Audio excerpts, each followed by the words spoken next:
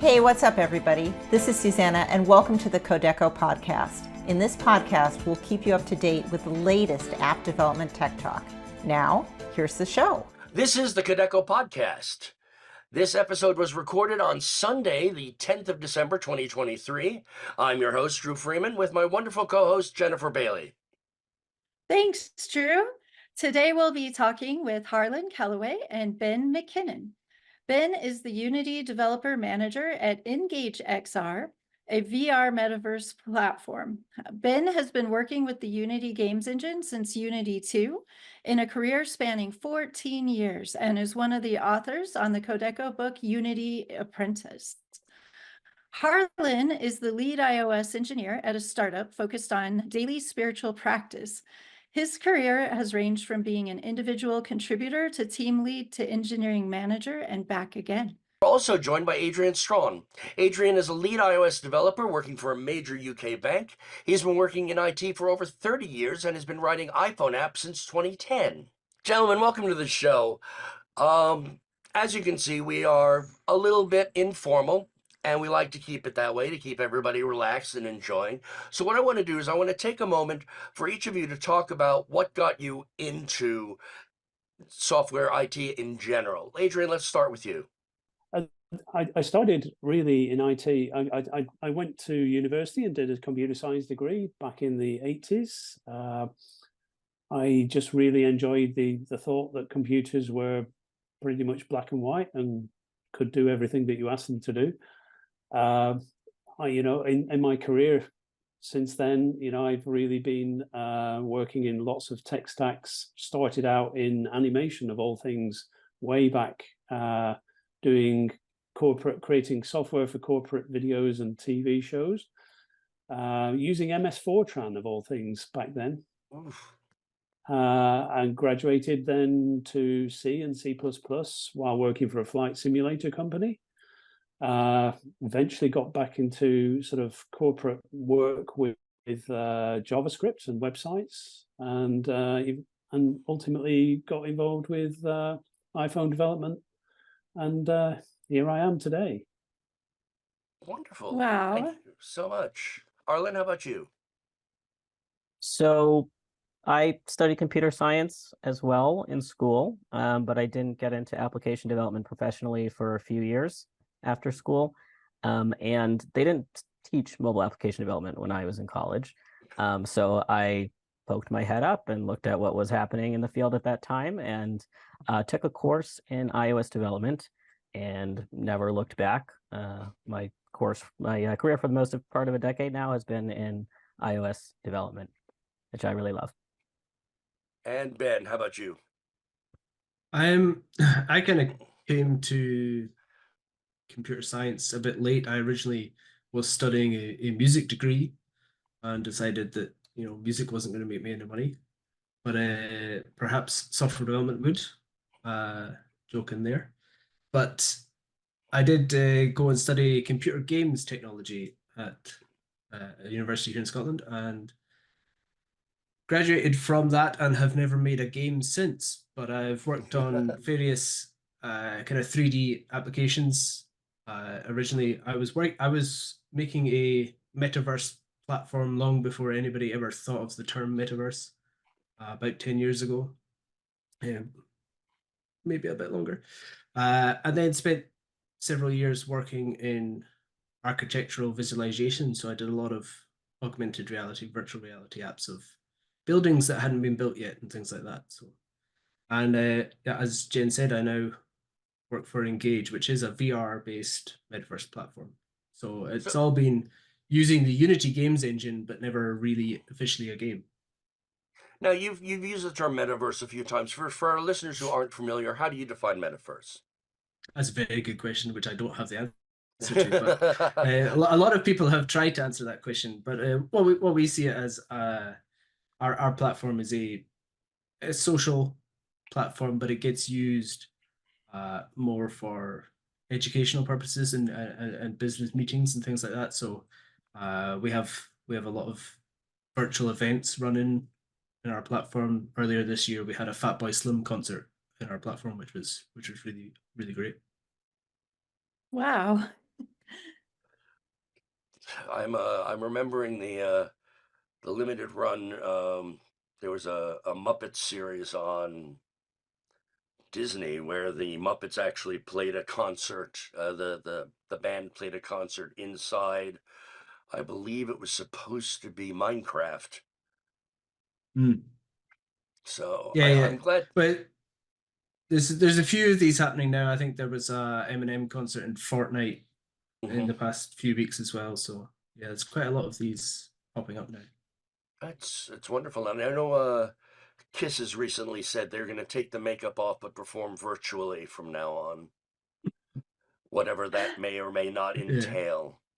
Well, this is all wonderful stuff. I'm always fascinated. Ben, like you, I was a theater major for my undergraduate, so I also was in the arts and wound up kicking and screaming where they paid more than waiting tables.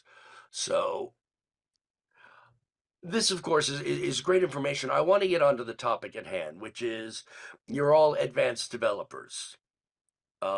You've spent time in your careers, and we have a lot of people listening who are advanced, but also beginners. And what we really want to focus on today is how you make those steps. What are people looking for to help developers take those steps forward? So, if you can give me first a little capsule, if you can turn your heads back to when you were beginning devs, what were those things that helped you stand out to move forward in your careers? And Harlan, I see you nodding, so either you've got an appreciation for the question or you've got an answer for me. I have an appreciation for the question, hopefully an answer. I mean, partly what I was reflecting on is young me in my career would not have imagined where I was now. It partially just takes time in the field, working with people and working on real world applications. Certainly something that stuck out when I was younger in my career, and other people would comment on this, was my ability to communicate and work with people in a team. So not just writing the code, but being able to talk with designers, talk with product managers, talk with other application developers, and have an amount of empathy for our users and my teammates. And that helped me stand out as someone who would also eventually become an engineering manager. Ben or Adrian, do you want to tackle that? Give it a go. Yeah, I mean, it's such a long time ago since I was a junior developer. It's really hard to remember, to be quite honest. But yeah, I mean, there's one thing. I mean, I really enjoyed programming all the way through university, and that's what I wanted to do. As you know, straight out, I tried to get a job as a programmer. But I feel that there's so much experience that you really need to pick up on in the role as you start developing, and I mean developing as a person, as a within the role itself. And by that I mean, you know, anyone can really program with a 101 book, you know, how to program in any language. But the real learning curve is how to do it properly, is how to do it effectively, how to do it in a team, how to do it where you don't you know, make mistakes or create bugs that are really, you know, really quite schoolboyish type things that I think everybody does when you first start, and I think you really, you know, just as you develop in your career, you've really got to learn how to debug, how to, you know, build the applications properly, how to use architectures correctly, and so on. And that's really how you start to learn as much as anything. You know, you can start as a developer, but there's so much more to learn other than just programming. Ben, do you want to add anything? Yeah, I think exactly as Adrian says there, it's kind of about more than just programming. It's about developing your soft skills, your people skills as well. I think as a junior, all I would say is like soak as much in as you can from your peers, the people you're working with, the senior devs you are working with, learn as much as you can to then show that you can progress yourself. I have a Go ahead. question, since I work with a lot of people who want to become a junior developer. Do you guys have any advice for someone who's trying to land their first position and find that first position as a junior developer? I would say definitely go out and do some side projects, do some of your own projects, make them available on GitHub, make them public and visible, so that when you're applying for a job, you've got a link there for your GitHub, so that prospective employers can go in and easily take a quick look at you. It's definitely more likely to land you an interview. I Thank would you.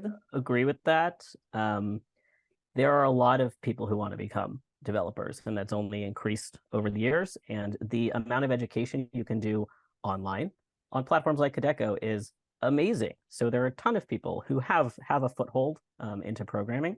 So stuff you can do to make yourself stand out is have code online that is demonstrably not following a tutorial or something that copy pasted together. Anything that's as close as you could come to actually building a real world project or application is going to stand out. That takes time and effort, but that is stuff that will stand out above people who have sort of just copy pasted stuff from online. Yeah, I'd agree with all of that.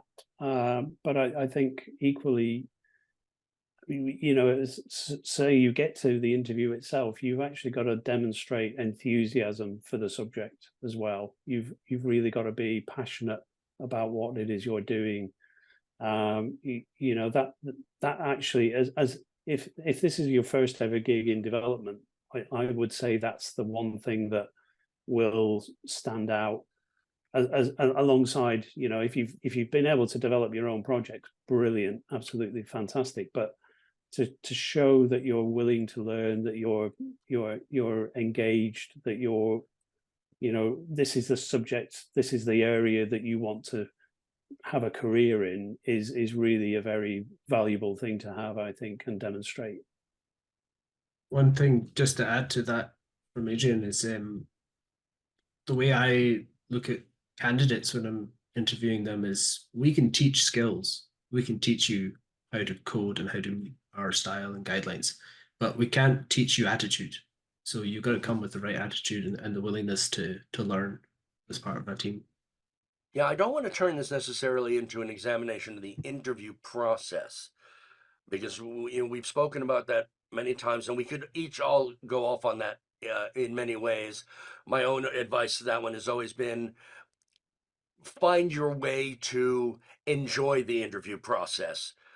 Because if you're there because it's a job, because it's something you need, you're giving off the wrong attitude right off the bat. If you want to work with these people, if you want to, I mean, even the coding problems, just try to enjoy the process, because that gives the best attitude, I think, at least for a company I'd like to work with. But so we've now talked about the beginning dev who's coming out of education. We've talked a little bit about the junior dev. How do we quantify the differences between, well, the beginning dev is easy. They haven't necessarily had a job. They've maybe written a couple of code snippets on GitHub or the like. How do we differentiate? What are we seeing as the difference between somebody we consider a junior dev and a senior dev? Because obviously these differences are the things that we really want to see before we consider promoting somebody. Let's start with you this time, Ben. I think it's it's going to be different depending on the tech stack as well. For me as well, I don't see junior straight to senior. I see there's a midpoint there as well. That's the way we've got it hierarchied in our team anyway. But it's just things like needing less support, being more accurate with your code, taking ownership of small projects or tasks, contributing to design process, those kind of initial kickoff meetings when you're talking about a new feature. starting to give feedback in those. Perhaps also starting to show an incentive towards mentoring more junior members of your team as well. Like that's a big thing. I think when you get up to the senior point and look towards, beyond that, you got to start deciding whether you're going down people management side of things or you're staying in the individual contributor and you're, going to be the best of the best of what it is you do. So you kind of need to make those decisions earlier on and understand how you want your career to go. Mm-hmm. Adrian or Harlan? Yeah, I mean, I'd agree with everything Ben said there. Definitely, everyone sort of develops at a different rate as well. Some people probably can progress quicker than others. There isn't necessarily a predefined set of steps that anyone can take, but certainly demonstrating that you've been around the block a few times, maybe, you've actually done a couple of applications, or you've worked on a number of different areas, that you've developed your skill sets in maybe a broad range of subjects, that you haven't necessarily just specialized in one or two areas. That way you become more valuable, that you become more of a go-to person, that people can ask you and come to you and for your perspectives on things. Certainly being able to ask questions, be able to almost analyze a problem, in the old days, there used to be computer analysts, that people would just sit there and think about the problem and not necessarily write the code. But nowadays it's more, you've got to be able to do that. You've got to be able to think on your feet. You've got to be able to point out problems that you can foresee, think about edge cases, and all of this is sort of the sort of thing that you will only get as a sort of a seasoned developer. I would say, like you mentioned, Dru, it's kind of a lot easier to tell what a junior developer is. It's much more literal. Your ability to write code, fix the bug, doing those things over and over again, cutting your teeth, getting experience doing that stuff. As you level up, it gets more and more nebulous what it is to be a good X developer. Mm-hmm. And actually your ability to take on nebulous scope and get things done, you're handed requirements and you have to get things done. You have to be able to come up with a technical solution that is good enough to get you there on time. And all of these things are in context of working within that team and that company. And that takes experience, seeing how other people do it, seeing how you doing it and failing. And it also takes working with other people a lot and understanding what they mean and trying to understand what they mean and put it all together into writing an application. We seem to also be seeing a bit of a lockdown and separation between what are the contractual jobs that are brought in and the full-timers who sit with the company, where the contractual engineers are expected to be able to zoom in on a bug, focus in on it, and rip it apart very, very quickly, where the full-timers are expected to learn the greater basis of code over time because they're expected to be there as longer cogs in the system. So promotion may be slower for the full-timer, but it also demands a far greater level of responsibility. I love how, Harlan, you mentioned failure is part of the process. That is amazing, because that's how so often that we learn to be seniors or leaders. And that's part of being a junior engineer. Failing is really hard when you're a junior engineer, and it takes time to learn that's okay, that is part of the process, and to put that in stride, to take that in stride. So you can be really scared to fail as a junior, whereas like as a team lead, like if I see a failure, then I say, right, well, how do we learn from this, and how do we make sure we don't do that again? Yeah, how do you fix the bug? If what's your experience? You say, well, break it and let the compiler tell you what broke. One of the things that does come up in the interview process, circling back to that, is the question of where do you see yourself in 5 years? As a hiring manager, you've probably come across this question. How do you feel about that question if it's come up? And what are you looking for in that question if it's one that you are using to gauge somebody with? Adrian, let's start with you. I personally, I mean, I try not to ask that question. I've throughout my time, I've come across it, and I've actually said to sort of employers, where can I be in 5 years' time? But it really doesn't. Things change so much these days that it's really hard. 5 years is such a long time. It doesn't really have that much bearing anymore, I think. My question isn't so much 5, but is where do you Okay. see yourself in the future Yeah.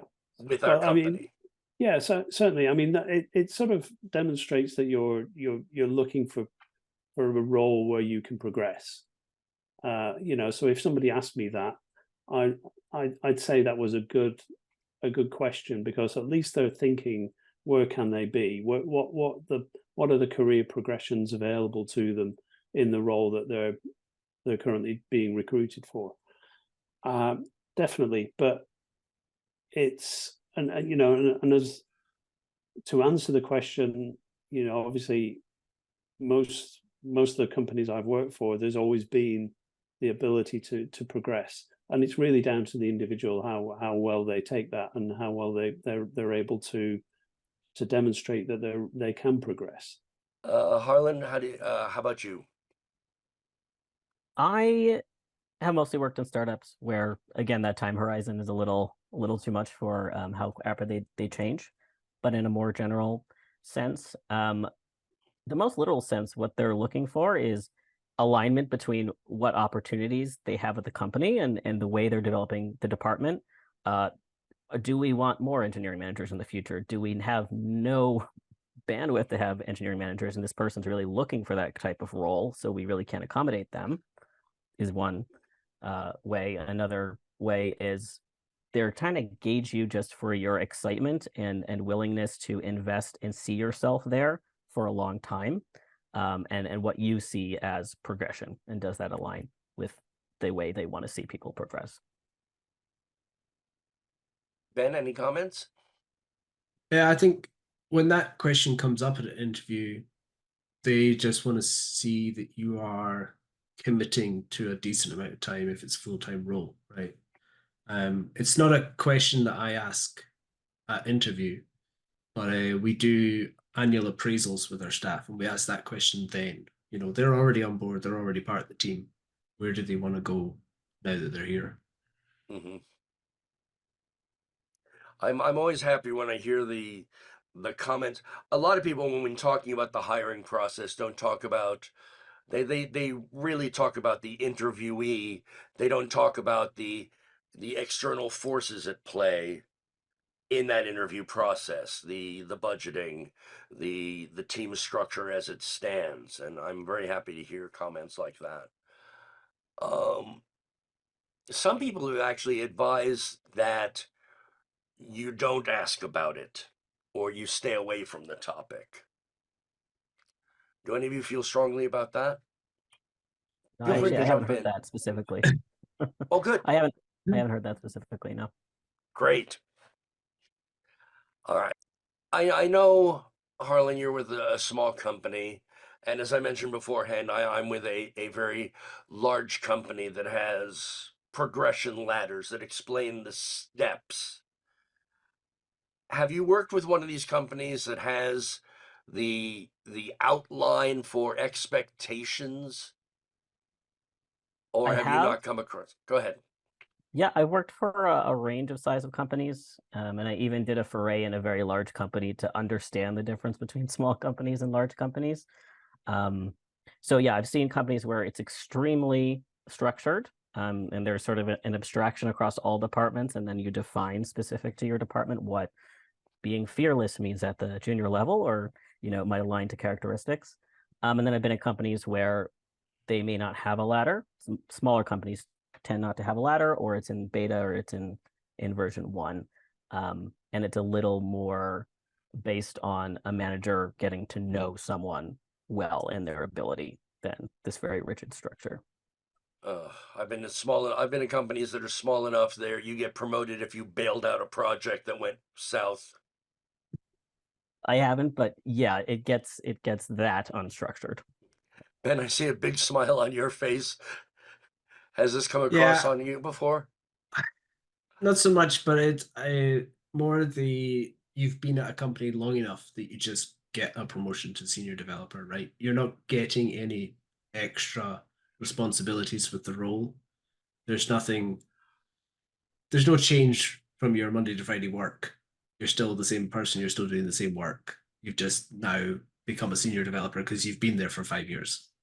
And that bugs me a little bit, and I like this talk about the progression and the structure, because it's something that I'm trying to put in place right now at my own company. Is I'm building this framework of skills that we define. Okay, the junior is level 1 in this skill, and they're level 1 in most skills because they're junior, and then the mid goes up a level, and we build this framework, and then we can review with the team quarterly, annually, whichever it is, and say, okay, you're moving up in this skill and that skill and this skill, and you're working towards that next step in the career. So we can now go to the HR and say, hey, this guy is progressing. We should offer him a promotion now. Yeah, I think the up and the down of what you said before is that concept of quacking like a duck, which is, if you want to be called a duck, you quack like a duck, you swim like a duck. If you want to be a senior manager, we notice that, oh my God, he's been acting like a senior manager, we should make him a senior manager. But that also can be very heavy on the employee in question, who's been doing that role for 2, maybe 3 years, and now they're finally getting acknowledged for it. Yeah, you see that a lot. Do we promote people because they've been doing it for a while, or do we promote people because we think they're going to rise to the level? They've given us the signals that they're going to rise to the level of the next title. And in those kind of companies, situations, that's where you get employees who jump ship because they're like, well, Yes. I know I can do the job, so I'll apply for the job somewhere else. Yes, that is a balance that managers play with too. Have you encountered companies, or do your companies provide any sort of professional development to help people advance? I know that in our company, many of those resources were there, and I think more people could benefit from using them. I've only seen that myself at really large companies that have dedicated people to. The more structured you get, the more people there are, it becomes more a process of working on a packet to put in front of a promotion packet, to put in front of a committee that doesn't know anything about you, but they can skim easily that you've had an impact. That's at really, really large companies. But also at those companies, they'll then also have dedicated resources that help you understand how to navigate this process of getting a promotion, and offer you resources. That's what I've seen. Thank you. One of the articles that I've read is for employees to keep sort of how the best way to term it is a brag document, meaning that they track what they do in detail throughout the year. Because even their own managers are managing multiple people. They can't necessarily say, oh yeah, you worked on this or you did that.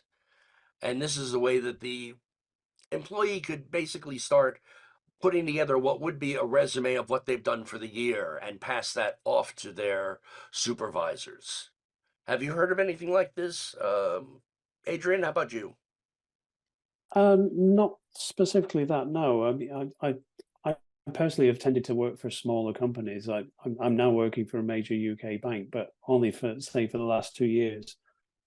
We don't have anything like that at the bank. But I feel that, I mean, just as an example, last year I felt that I needed to brag myself a little bit just to make sure that people recognize what I had done. And that while I didn't have a document per se, I had to sort of put an email together of all the things that I felt that I'd contributed towards in order to justify the bonus that I was trying to get.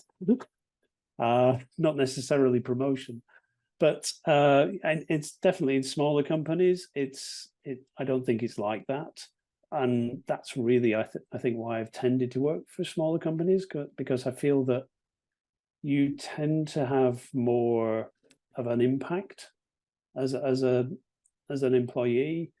There are more opportunities for you to be visible to senior management. You can even, develop relationships with senior management much easier in a smaller company than you can in a larger one. So, I and in that regard, I think they tend to be more aware of what you've done and the contribution you've made towards the rest of the company. So that's generally why I've enjoyed working for smaller companies, is that I feel that I'm rather than a small cog in a big machine, I'm a big cog in a small machine. That's how I see it. I have actually seen this brag document, as you call it, and I've tried it myself actually. I tried it after being a manager and then going back to IC, because I realized as a manager that I didn't remember all of the bullet points that happened in my reports. Performance review cycles might happen on a year. I can't remember over a year. And if I don't have a look back at what happened earlier in the year, you're plagued by recency bias, and you can only think of what they've done recently. So I tried it myself with this last performance review cycle. It's even just helpful for me as an employee to say, oh yeah, I did that. And when they wanted, what are your major accomplishments for the last year? It was just boom, boom, boom, boom, boom. So I would actually just for the sake of recollection, it's even a good practice. Ben, you're nodding? Yeah, I'm laughing as well. Like I said, we would do these annual appraisals with our staff every year, and we're in the middle of doing them right now. And the very first question is, how's the past year been? Next question is, what are your highlights of the year? Are we expecting the staff to list what they're proud of achieving over the last year?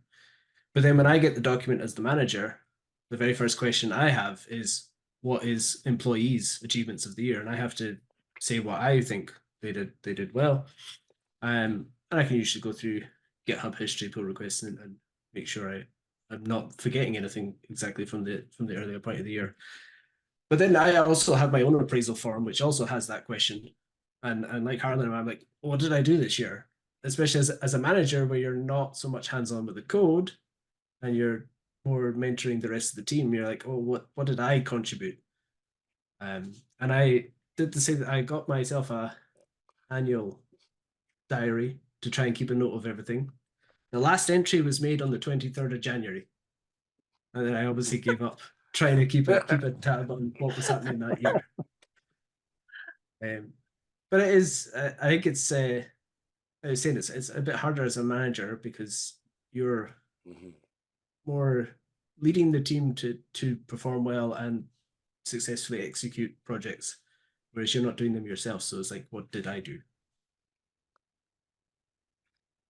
So I have to. Oh, go ahead. I'm sorry. Sorry, no, it's okay. I think that can be one of the big problems of shifting into the sort of team lead role is that you get less and less time to actually deliver code, and that can be frustrating. You get this huge hit when you deliver some code, or you deliver a piece of functionality that works or that does something that makes a big difference to the application you're working on. And with mentoring and just managing people, you don't get that same hit. It's almost like that's just your day-to-day work. Every day you should be getting that, and it just becomes the norm, and you don't seem to have the same adrenaline rush or whatever it is you get when you deliver some code. Adrian, I want to stay on that note for a second because to let you know that our researcher who seeds us with questions also uses Chat GPT, and we'll throw in some people's history, and they returned a question for me for you that basically is, after 30 years, how do you maintain the passion? How do you keep your skills up to date when you're not doing as much IC? Yeah, that's a very good question. It's a lot. It's hard work. It's when I was a freelancer, it was so much easier because you sort of had to keep up to date. You had to constantly be looking out for the next best technology, the next best great feature that an app needed to have, for example. You really had to focus on your client's requirements every single day, and so you did that as a matter of course. It was sort of something that you always did, but with as a I don't know, as you progress, and I guess as you get more and more into management, it's harder and harder to keep up to date with these skills. But you have to do that as well. You've really got to put the hours in to make sure that you know what your developers are talking about, that you understand some of the key technologies that perhaps they're a lot more good at doing now as well. You don't want to be somebody who doesn't know what the people you're managing are talking about, and that can be really difficult, especially when you're not cutting the code yourself. So the passion is really just you've got to instill it in yourself to just go out there and try and keep it up to date as much as possible with it all. Wonderful. Let's focus in on these emerging technologies that are coming up, and how you said that the ICs are the ones who really are on the front lines. They're the ones who are faced with these potential feature requests that may involve these new emerging technologies. So do you feel that this is something that, as again, we're really looking to try to define the movement in your career here? And do you think the emerging technologies is something that every dev, even the juniors, should be focusing on, or should the juniors be focusing on their work? Maybe the seniors focusing on the emerging tech. And while we're at it, which emerging techs have each of you looked at, if you've had a chance or care? Harlan, let's start with you on this. Sure. So it can be really hard to contextualize, especially when you're younger in your career. How much do I focus on emerging tech versus not? I would err on the side of no, work on your core skills. It's cool to dabble. It's unlikely you will be assigned a high value emerging tech project, for one. But two, you really should just be working on getting your work done, learning. So if we were to parse it out by level, certainly not junior engineers. In my career, though, I've seen tech emerge and I've seen tech go. Like really hot years ago, machine learning was really hot, and it still has its place, but we used to hear it all the time as a buzzword. We heard Web3 and blockchain for a while, and you don't hear that as much anymore.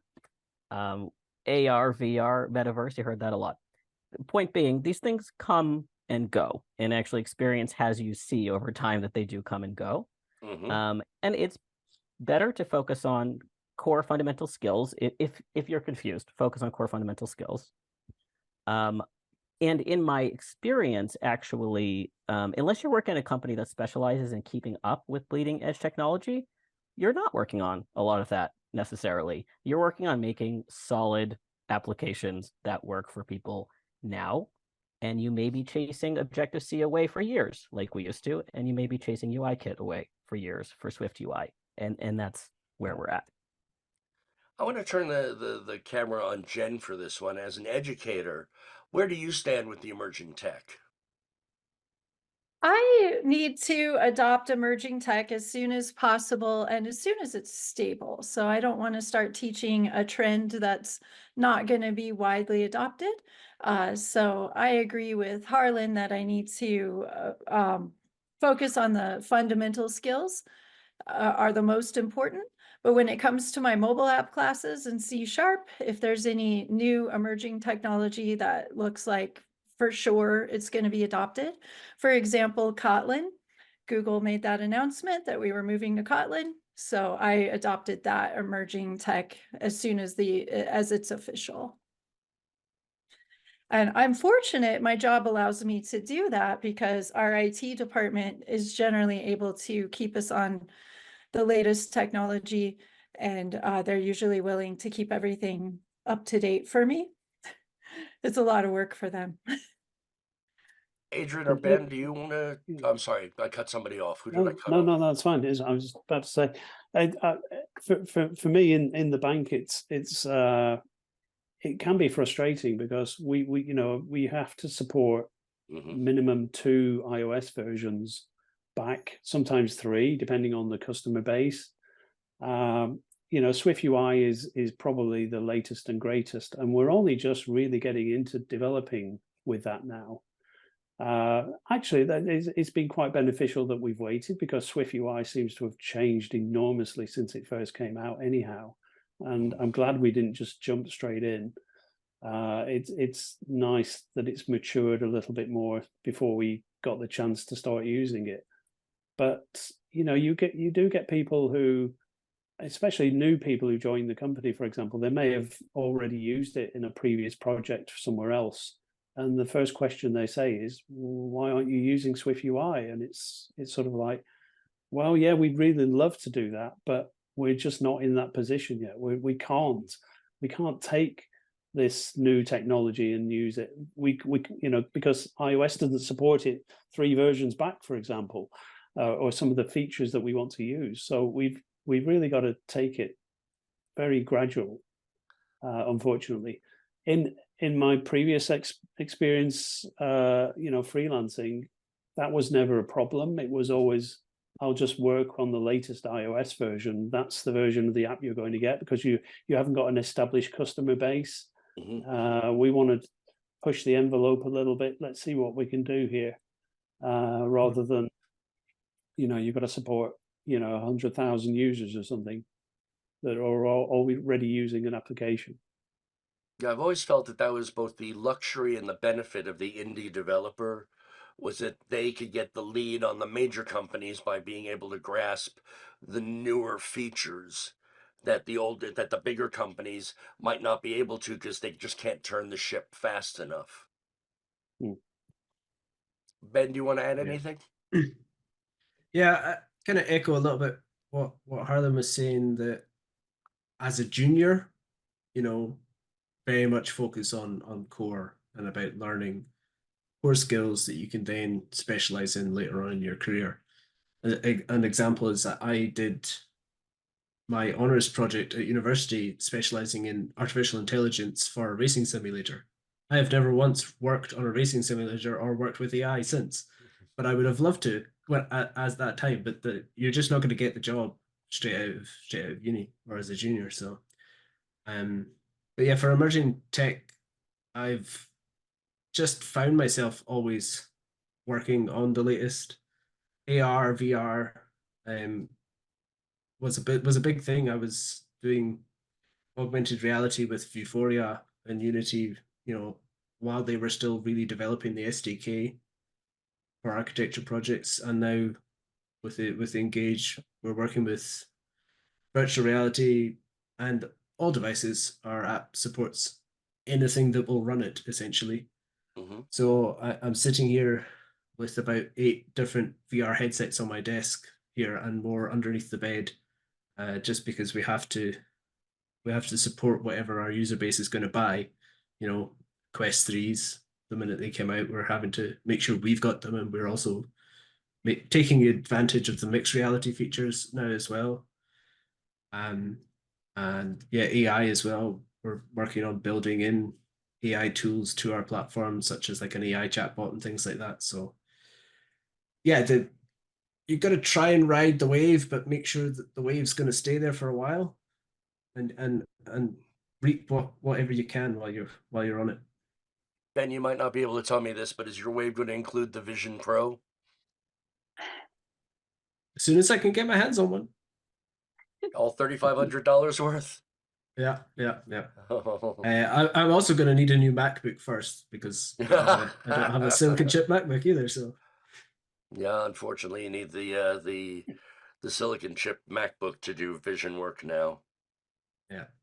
No, we're very much looking forward to that. It's going to be interesting for the VR space, the MR space, like how much the Apple ecosystem will be at play, and how much we can lean on that from within our own app as well. You know, like I said, our app does a lot of virtual meetings and things like that. So right now on PC VR, you can, or even with like Quest, you can bring in files from Dropbox and display them and stuff like that.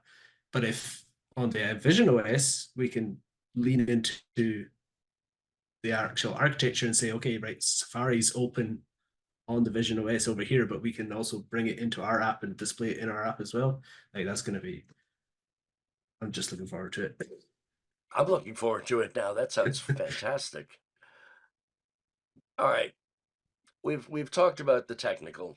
Let's move back to soft.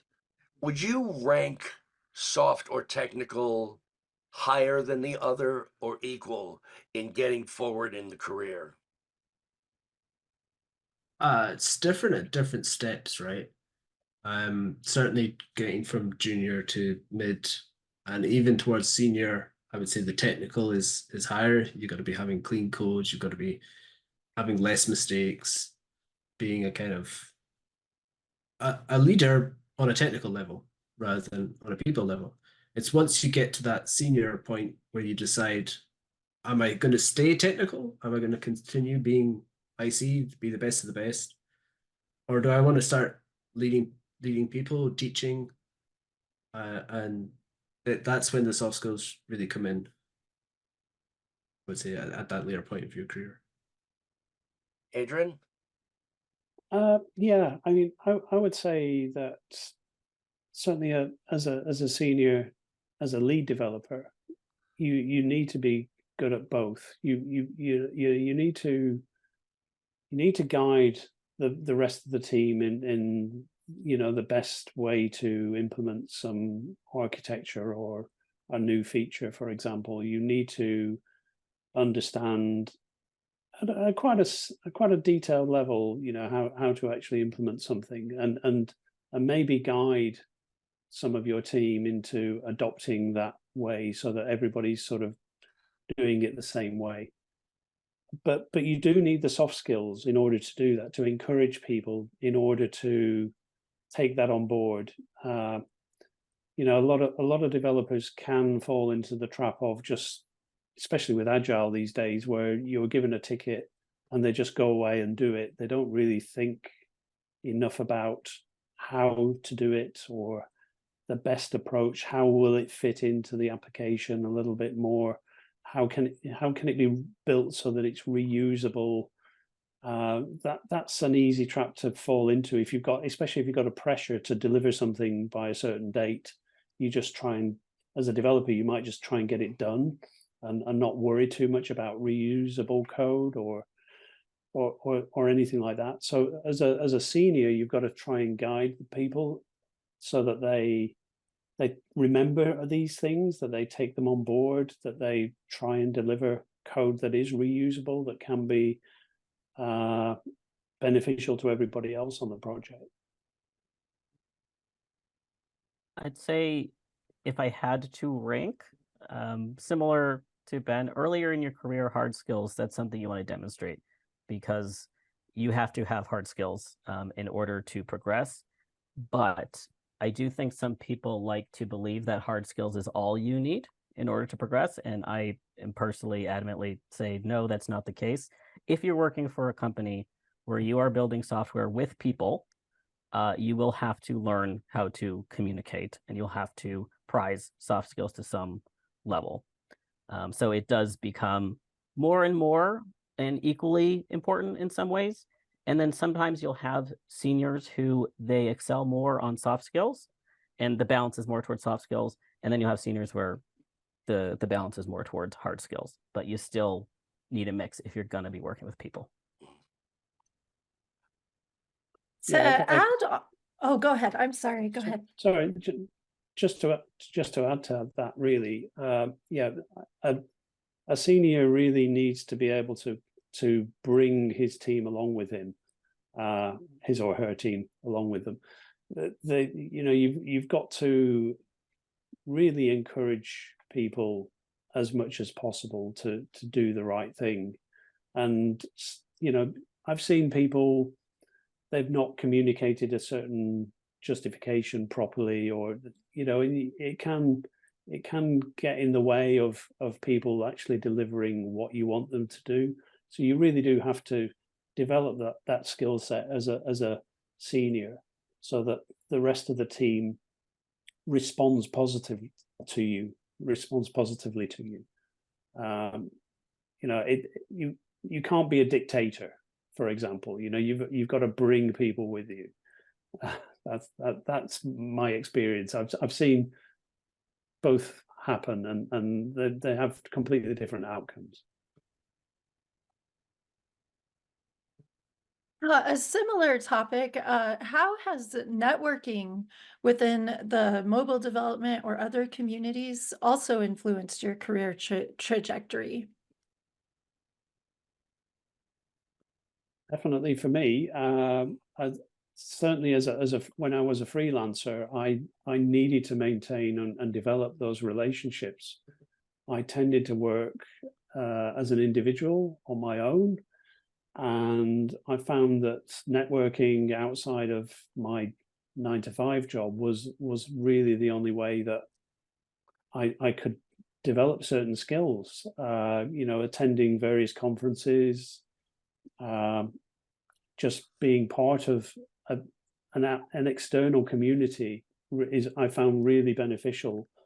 And it also sort of introduced me to various topics that perhaps I would never have come across before. Certain ideas that I perhaps would never have explored without talking to other people. You can actually end up being too focused on your own day-to-day job and not sort of get your head up above the parapet and look around and see what else is out there. So definitely trying to go to conferences, trying to go to meetups, definitely worthwhile all the time, because you just don't know what you're going to come across, and somebody could just mention something that triggers you off in a completely new direction that is really beneficial to your career. The amount of networking I've done, I'll be honest, it's hard not to think of it as pre-COVID and post-COVID, because it changed a lot for me. The networking I used to do had a lot to do with meetups. That was really a popular thing to do back in the day. I spoke at meetups and I helped run meetups and stuff like that. Earlier in my career, I also attended hackathons. Those were happening more. Now I work remotely, and that's sort of par for the course. And it's more difficult, at least for me, to network. If nothing else, you need to be willing to network within your own company, talk to the people in your company, be willing to talk to people from other functions. And there's certainly value to reaching outside your bubble and talking to other people. But it hasn't been quintessential in my own trajectory of leveling up. I would say I'm kind of early on in my career, the networking I did was getting involved with game jams, which was hugely beneficial for kind of getting experience of working with different people and just learning a few extra skills from those small teams. Immense pressure. You've got 48 hours to make a game. Sleep is optional. They were good experiences, I would say. Going later on, I would say actually kind of meeting this community, the Kodeco community, and getting into writing tutorials was a big factor in me moving up towards being a team leader and being able to mentor more junior members of the team, because I'd got into that mindset of this is how you can help other people learn. So let's turn slightly. This is all very good information, but I want to turn to this is focused more on you as being advanced in your careers and the expectations that come from where you are leveled up in your careers. Let's talk about work-life balance. Is it harder to maintain as your responsibilities get higher? And Ben, you're really nodding, so let's start with you. Yeah, my peloton history between last year or before I became manager and after I became manager will show you that the work-life balance goes down. It is more difficult. You have more things on your mind. Just being able to switch off after work becomes a bit more difficult. You are probably the one responsible for responding to out of hours stuff. The move away from code and contributing, you might sneak an hour or two in late at night because you kind of want to get back into doing a little bit of contribution yourself as well. So I would say absolutely it becomes a bit more difficult as you get on in your career. Adrian? Yeah, I mean, working from home just really screws things up because you tend to work all the hours. The fact that I'm sat in a converted bedroom now, I'm 2 yards away from the rest of my life. Yeah, exactly. It is really difficult to divorce yourself from the job, from the day job, especially when you've got something on your mind. And well, having said that, as I think as a freelancer, as somebody who, you're ultimately responsible for the delivery of a project. You could be the key employee on a project. You tend to have to work those hours in order to do that. You tend to have to be on call to answer any queries as and when they occur. Moving to a larger organization, I've got a little bit more of my time back, but I tend to I've because I've worked long hours for such a long time. I find it really difficult to not carry on doing it that way. I feel that okay, I may not be necessarily working on my day job anymore, but because I'm not doing as much coding, as Ben mentioned, it's sort of you tend to want to do some more coding yourself, and so I have a couple of pet projects myself that I want to keep my hand in on, just to make sure I know what everybody else is doing. I might not necessarily be working on production code, but I'm working on my own little project that will help me understand that production code somehow. And so the work-life balance for me hasn't really changed much, but working from home definitely doesn't help.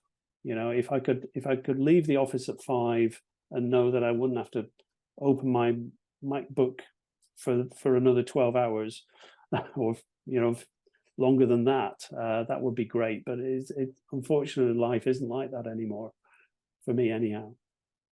Yeah, I appreciate the concept of converted bedroom. This is my guest room and my office. And my guests are often put out by the fact that I say, I have no problem with you spending the weekend, but on Monday I need you out of my office at 7:30 in the morning. And I live off of Slack, so work is always in my pocket. Harlan, how about you? I would say in some ways it's actually gotten better over time for me.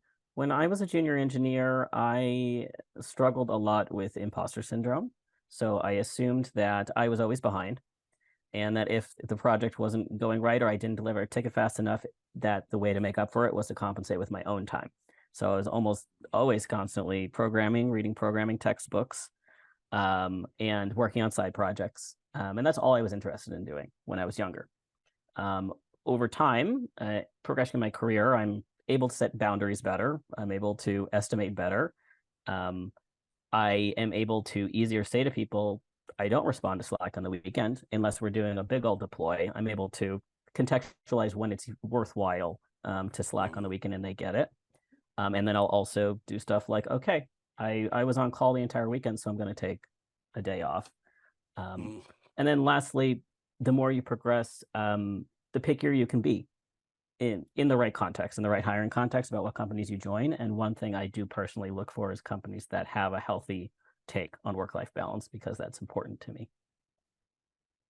See, I'm envious of Ben and Adrian because they're in the UK where you get 4 to 5 weeks of leave a year, as opposed to the US where you're lucky if you get 2. Yeah. But that's not here nor that. Let's go even further on work-life balance. Ben, we take your hands off the keyboard for a while. What do you do when you're not actually attached to your keyboard? What's fun? I usually put them back on the keyboard and play some video games. To be honest, like I said, I've got my Peloton as well, so I like to kind of keep a healthy body to try and drive a healthy mind. But I've also got I've got a young family, so we're usually out for walks with the dogs or helping with homework or playing some board games as well. So. How young are the kids? So I've got 2 in high school and 1 in primary school. So. Oh, young. Yeah. Adrian, how about you? I certainly try and get away from the keyboard wherever possible. If I'm not doing my own pet project, if you're talking about moving away from that and not doing that, what I'm really into right now is I enjoy Lego. I enjoy building with Lego. I just can't, it's completely a 3D thing. It's not a 2-dimensional screen that I'm looking at. It's something that I can physically interact with. And so that really helps me completely take my mind off anything. But I'm also sort of slowly getting into woodwork as well. So I'm just trying to have a few pet projects around the house, building a workbench or something in the shed. Just doing, again, it's just tactile things, using your hands. That's my idea of getting away from the keyboard. With Lego, are you working with kits, or are you working with just originally finding bricks and saying this will make something? I tend to be what's known as an AFOL, which is an adult fan of Lego. So and there's a huge market for that now. Lego have really seen this. Yeah, Lego know what they're doing. So they, that you can get some really fantastic models now, very expensive. And this is about to turn into show and tell. Yeah. I see you keep looking down like you're about to grab something that's on your desk. I was just about to ask, what is your favorite Lego set to build? There we go. Ben's got something beautiful there. I've got the McLaren F1, which was my Christmas present to myself last year. I think, again, like it was, right, okay, I'm down for 2 weeks. I'm going to buy a big-ass Lego set and I'm going to build that. Yeah. Yes, sadly, grandmother has deep pockets, and the 17-year-old has now built the Eiffel Tower and things like that. Oh, wow. He gets one of the really big sets, and it's very frustrating because I can't do that every year. The Titanic is a really good model, actually. If you get the chance to build that, that's amazing. He finished the Titanic this year, and it barely fits on his desk. I was actually in the Lego store earlier today. I was looking at that model. Oh, it's beautiful, and it takes well worth it. Good several days. Harlan, do you do Lego? Yeah. I do not do Lego. There's no Lego in reaching distance. Well, what do you do when we get you dragged away from technology?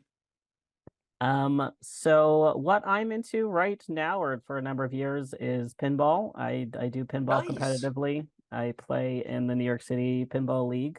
So if I have downtime, that's often what I'm going to do is practice or just have fun playing. Very nice. In these stressful times with multiple worrisome world events, what do you do to maintain your own personal sense of calm? And you can answer as a developer or just as your casual human self. Harlan, why don't we start with you on this one? Sure, that's a big question. I'll maybe answer as a developer, or actually development helps me maintain calm in the sense of doing something I know well, I'm good at, like a kata, like doing something over and over again. It's actually very soothing to build something, tootle on something, and form it really, really well, and then do that over again. And I actually find that very, very calming. If I need to zone out of what's going on outside my door, I find a lot of pleasure in writing code, actually. Ben? I mean, I could answer as a Scotsman. You've seen me lift my glass a couple of times, but the dram helps me disconnect. But also getting out for some nice walks around nature is a good one. And again, back to video games, picking up some other story and immersing myself in that is a good way. I didn't ask you, where in Scotland are you? I'm in Glasgow, but I'm originally from the island of Skye, so I'm almost as far northwest as you can go. My girlfriend is originally from the Glasgow area. Yes. I always have to pause and think because it wasn't in Glasgow proper. It was one of those little towns just outside Glasgow. Right. Yeah. Yeah, I moved down to Glasgow to study and just never got the chance to move back home, even though my heart is definitely up there. Adrian, what do you do to keep calm in these times? Other than Lego, probably. I mean, I'm lucky that I live in the countryside, so we've got quite a large garden. I guess I'm not so lucky because I hate gardening, but it really does help with the stress levels, I must admit. I don't particularly enjoy doing the gardening, but I have a sense of achievement once I've finished doing it. So yeah, whatever it is, cutting the grass or pruning or weeding or doing something like that, that's definitely a way of de-stressing, but can't really do that this time of year, unfortunately. It's a bit wet and windy out there right now, but yeah, possibly running is another option. Just go for a run, de-stress that way. Just trying.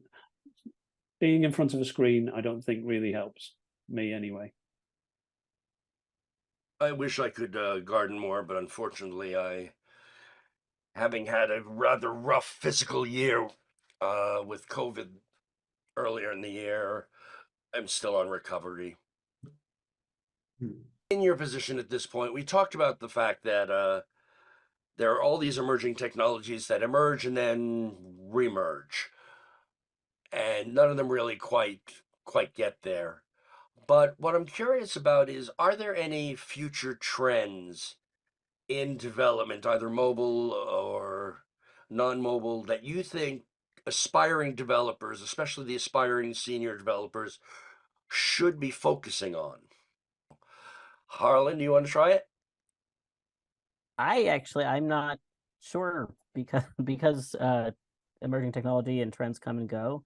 I'd say an answer in this time and age would be AI assisted code writing, and then maybe also on the other end, detecting AI assisted code writing and being able to separate the wheat from the chaff. But I don't know how to answer that question. Oh, that's a fair answer, actually. Ben?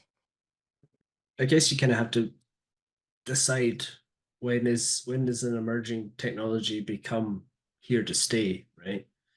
I think with the likes of VR, we're probably at that point where it is here to stay. It's going to develop still, and it's going to change. We're going to see mixed reality coming in.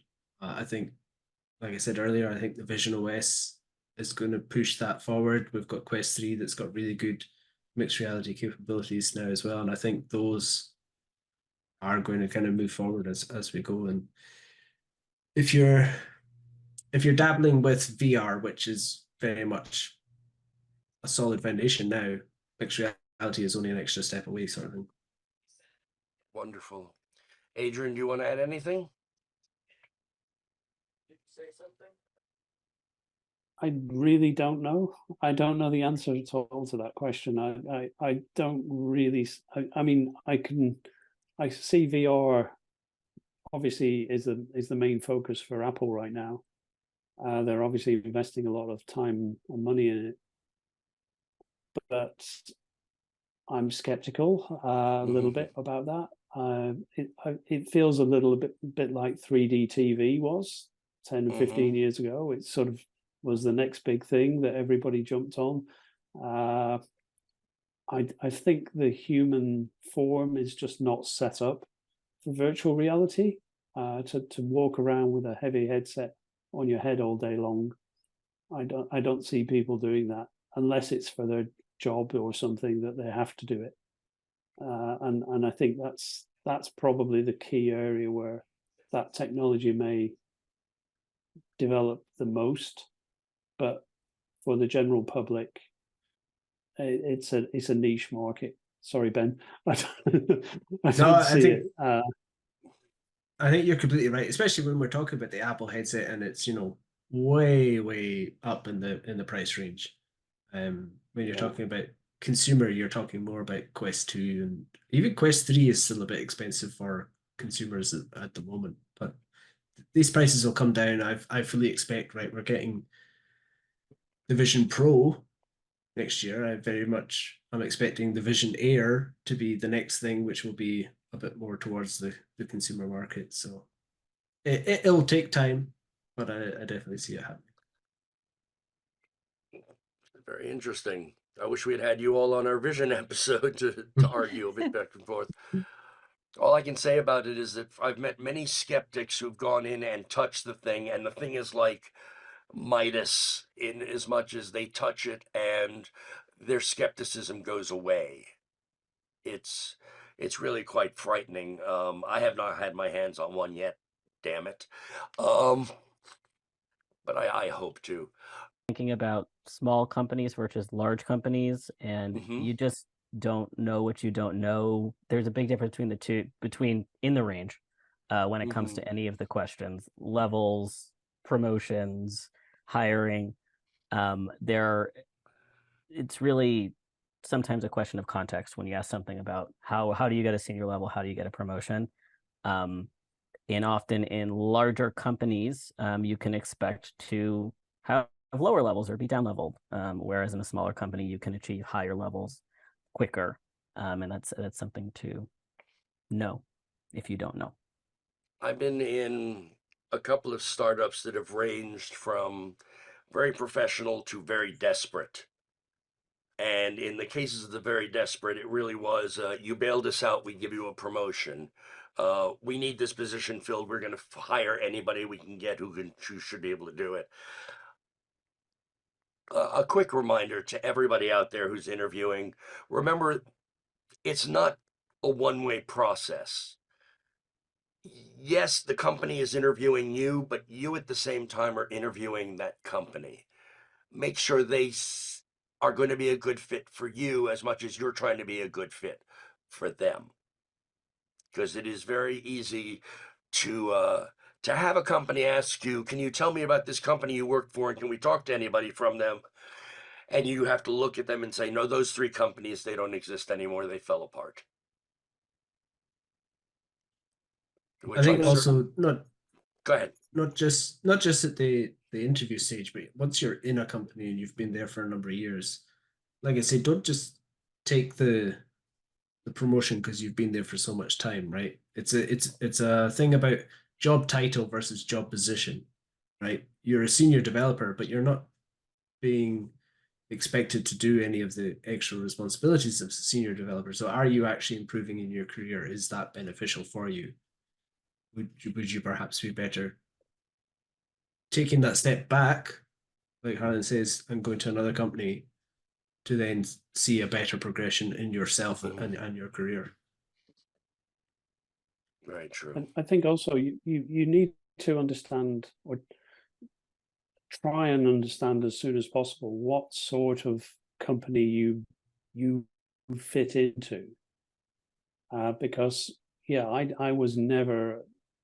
I mean, in a way, I was lucky. I took during my degree, I had a year out working for IBM, and that taught me an awful lot about the sort of person I was, that perhaps I didn't really fit into that corporate environment very well. I felt frustrated. I felt confined to a certain extent. And I think that's something you've got to figure out throughout your life. Are you the sort of person who can just step into a well-structured environment and go up the career ladder one year after the next, being, answering the same questions and really having a real clear career path ahead of you?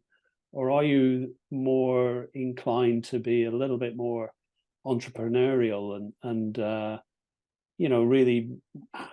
really keen to roll your sleeves up and get involved in everything from the very early beginning, and try and you'll get that more in a smaller company, I would say, than a larger company. You'll be allowed to do that in a smaller company.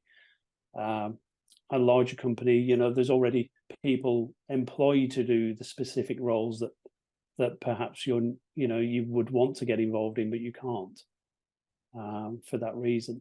So smaller companies give you more opportunities and more responsibility, but not necessarily the same structure that perhaps some people might need. That's very true. That's very good words. Thank you so much for that, Adrian. And Harlan and Ben, I want to thank all three of you for taking time out of your respective schedules. I understand that I've got people from Colorado to the UK here.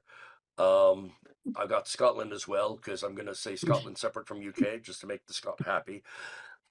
And the UK person's going to shake his head and go, no.